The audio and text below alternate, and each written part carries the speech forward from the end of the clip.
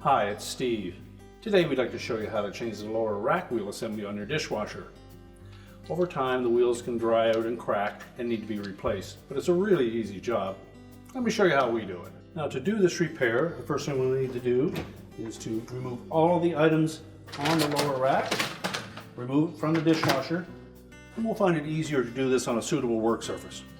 Now with the rack on a suitable surface, we'll next remove the old one if it's still intact on your rack.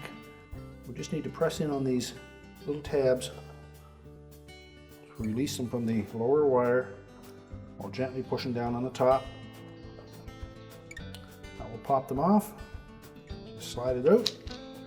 Remember to engage the two outside hooks on the inner portion of that rack and the center tab on the outside. And then press it firmly down into place. And now we can put the rack back in the dishwasher. We'll just open the dishwasher back up. Place the lower rack on the door and slide it back in. And your repair is complete.